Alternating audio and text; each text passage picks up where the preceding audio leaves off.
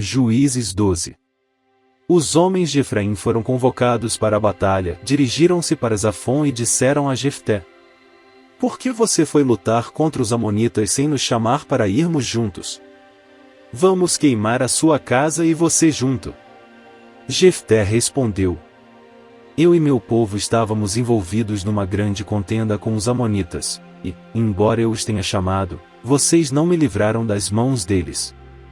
Quando vi que vocês não ajudariam, arrisquei a vida e fui lutar contra os amonitas, e o Senhor me deu a vitória sobre eles. E, por que vocês vieram para cá hoje? Para lutar contra mim. Jefté reuniu então todos os homens de Gileade e lutou contra Efraim. Os gilearditas feriram os efraimitas porque estes tinham dito: Vocês, gilearditas, são desertores de Efraim e de Manassés. Os gilearditas tomaram as passagens do Jordão que conduziam a Efraim. Sempre que um fugitivo de Efraim dizia: Deixem-me atravessar, os homens de Gileade perguntavam: Você é efraimita? Se respondesse que não, diziam: Então diga: Shibolete. Se ele dissesse Sibolete, sem conseguir pronunciar corretamente a palavra, prendiam-no e matavam-no no lugar de passagem do Jordão. 42.000 efraimitas foram mortos naquela ocasião. Jefté liderou Israel durante 6 anos. Então o gileadita Jefté morreu e foi sepultado numa cidade de Gileade. Depois de Jefté, Ibsã, de Belém, liderou Israel. Teve 30 filhos e 30 filhas. Deu suas filhas em casamento a homens de fora do seu clã e trouxe para os seus filhos 30 mulheres de fora do seu clã. Ibsã liderou Israel durante 7 anos. Então Ibsã morreu e foi sepultado em Belém. Depois dele, Elon, da tribo de Zebulon, liderou Israel durante 10 anos. Elon morreu e foi sepultado em Aijalon, na terra de Zebulon.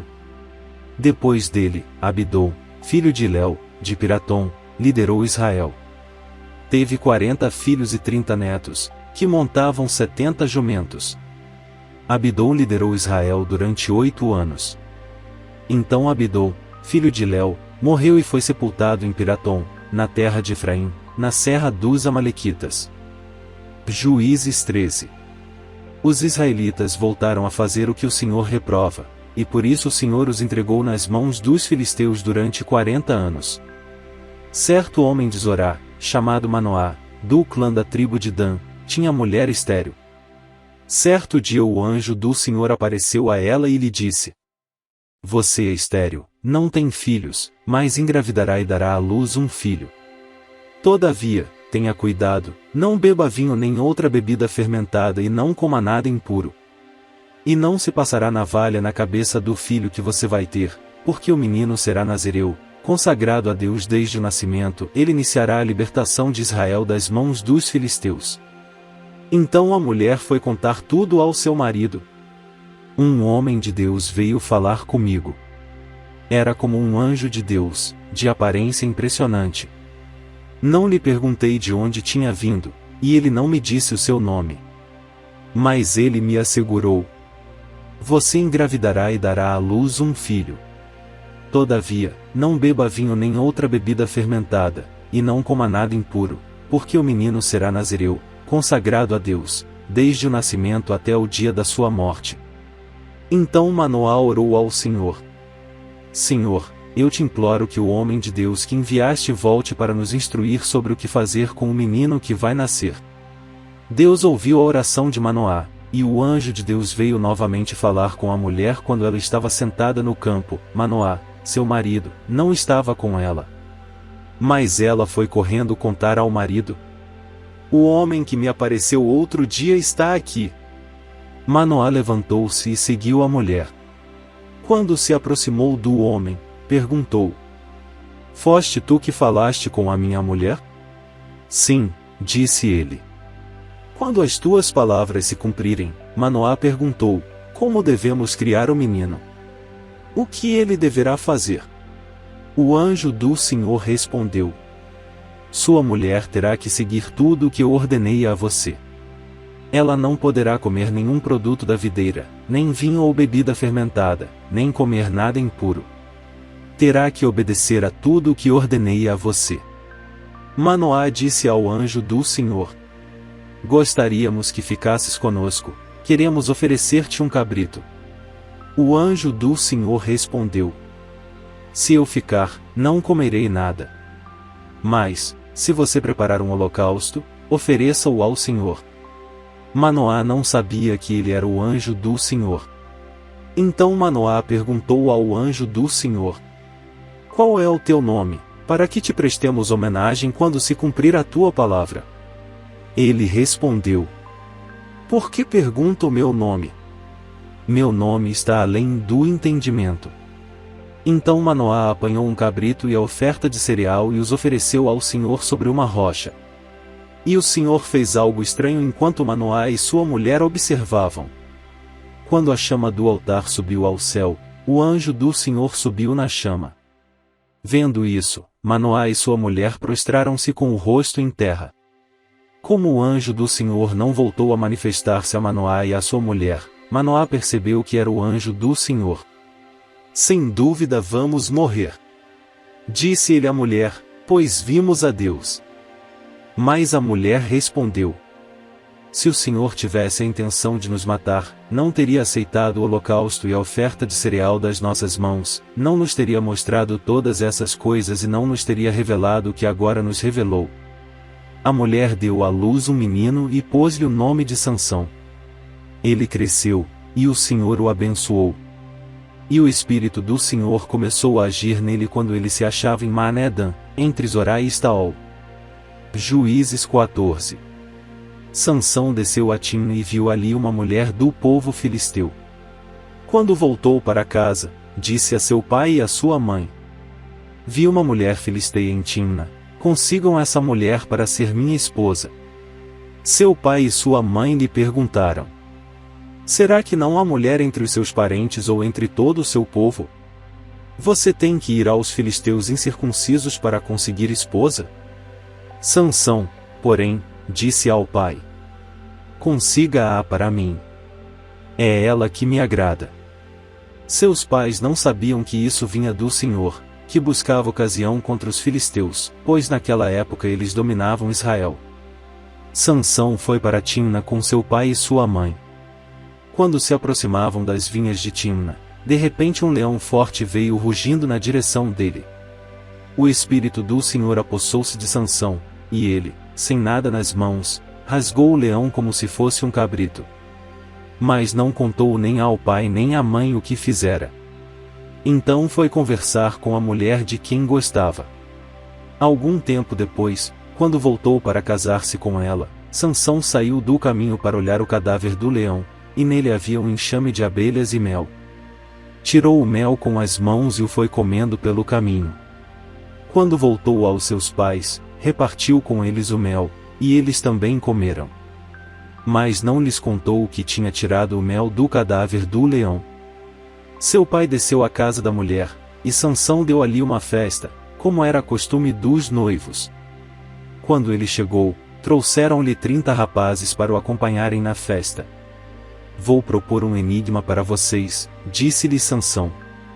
Se vocês puderem dar-me a resposta certa durante os 7 dias da festa, então eu darei a vocês 30 vestes de linho e 30 mudas de roupas. Se não conseguirem dar-me a resposta, vocês me darão 30 vestes de linho e 30 mudas de roupas. Proponha-nos o seu enigma, disseram. Vamos ouvi-lo. Disse ele então. Do que come saiu comida. Do que é forte saiu doçura. Durante 3 dias eles não conseguiram dar a resposta. No 4º dia disseram à mulher de Sansão: Convença o seu marido a explicar o enigma. Caso contrário, poremos fogo em você e na família de seu pai, e vocês morrerão. Você nos convidou para nos roubar? Então a mulher de Sansão implorou-lhe aos prantos: Você me odeia. Você não me ama. Você deu ao meu povo um enigma, mas não me contou a resposta. Nem a meu pai nem a minha mãe expliquei o enigma, respondeu ele. Por que deveria explicá-lo a você? Ela chorou durante o restante da semana da festa. Por fim, no 7º dia, ele lhe contou, pois ela continuava a perturbá-lo. Ela, por sua vez, revelou o enigma ao seu povo. Antes do pôr do sol do 7º dia, os homens da cidade vieram lhe dizer: o que é mais doce que o mel? O que é mais forte que o leão? Sansão lhes disse: se vocês não tivessem arado com a minha novilha, não teriam solucionado o meu enigma. Então o espírito do Senhor apossou-se de Sansão. Ele desceu a Ascalon, matou 30 homens, pegou as suas roupas e as deu aos que tinham explicado o enigma. Depois, enfurecido, foi para a casa do seu pai. E a mulher de Sansão foi dada ao amigo que tinha sido o acompanhante dele no casamento. Juízes 15. Algum tempo depois, na época da colheita do trigo, Sansão foi visitar a sua mulher e levou-lhe um cabrito. Vou ao quarto da minha mulher, disse ele. Mas o pai dela não quis deixá-lo entrar. Eu estava tão certo de que você odiava, disse ele, que a dei ao seu amigo. A sua irmã mais nova não é mais bonita? Fique com ela no lugar da irmã.